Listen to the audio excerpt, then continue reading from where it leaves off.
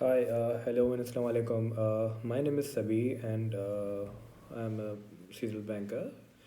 Uh, I'm in a bank compliance unit. I'm a manager compliance in a local bank in Dubai, UAE. Uh, Let me have a brief profile of mine. Let me share it with you. I have around 10 plus years of experience. Currently, I am in compliance. Before that, I was in branch banking. I'll try to share whatever information I have, whatever knowledge I have, in very very small bits of videos, not extended one, so they don't lose your attention or your attraction and your knowledge base. Okay. Today we'll discuss a very a topic which is very familiar to the bankers right now, which is KYC. Almost all each and every banker, whether they are in branch banking, I mean general banking, they are in their back office or centralized processing units or trade units or FIs, wherever you are deputed. You know the term KYC, right? That's what you like. It's KYC. It's a know your customers.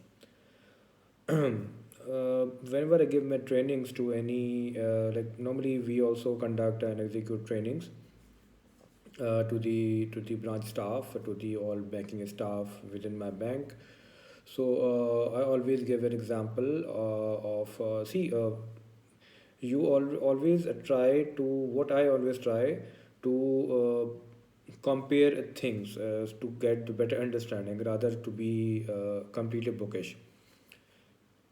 The term KYC let me start formulating from here. The term KYC is what is KYC. You all know or already that KYC is a know your customer. What is know your customer? When it's exactly almost a majority of you, if you are not in a compliance, you are in the banking circle, any other unit. Do you know that the KYC you take it as a normal process, which every bank follows when they open an account and they do some due diligence. What is due diligence? Again, it's a term used in the KYC. KYC and due diligence they all they go side by side. They are in the same family, the procedures. So let me tell you the KYC is the know your customer. What know your customer is pretty simple. If we say to get a better understanding, if, whenever many of you are married, right? They will get a better understanding of it. If someone of you they are not married till now, they will get a good understanding, but they'll get a good taste of it. Right. So, KYC is whenever you search for someone for which fits for you, you are being approached by someone. Majority in since I belong to South Asian diaspora, South Asian family. So obviously, whenever we get engaged with someone like getting married, before that we do our due diligence process. We also follow that KYC in a real life. Yes, we do. How? If you're getting married with your first, second cousin, your cousin marriages, or within your own relationships, so like your family members, then you do a very simplified due diligence. You don't go to the other places. You don't go to their offices. You don't go to to their gully mahal, or what you call that, their area.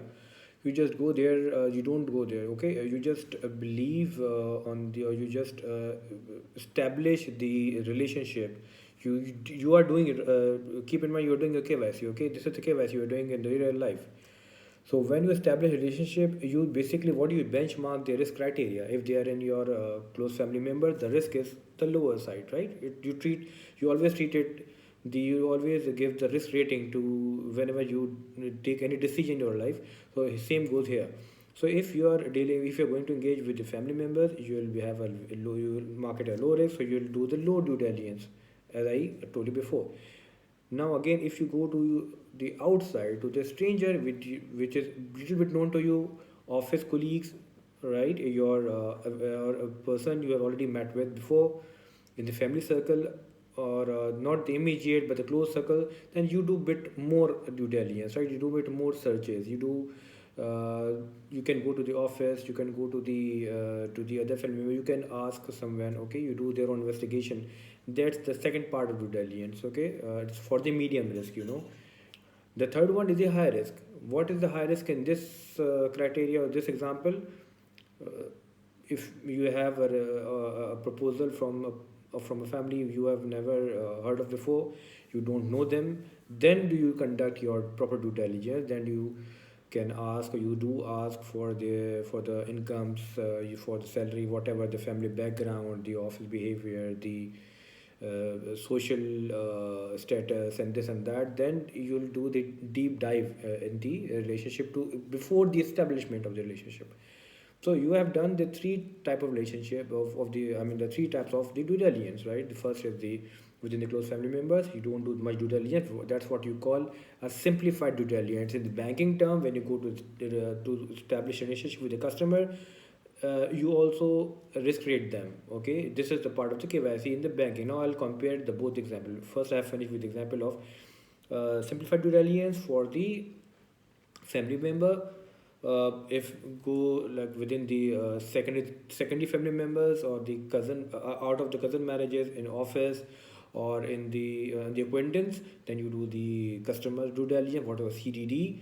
Then the EDD is enhanced due diligence. It's for the high risk customer or for the high risk proposals. High risk proposals mean we have not met with them before, you don't know them, they are strangers to you. Then you do your due diligence. That's what you call enhanced diligence. You don't do that much due diligence if you have a proposal from the very close circuit of yours, right? So this goes same with the banking. So the bank is a family, right? Whenever you onboard a customer, treat them in the same parameters, treat them the same line.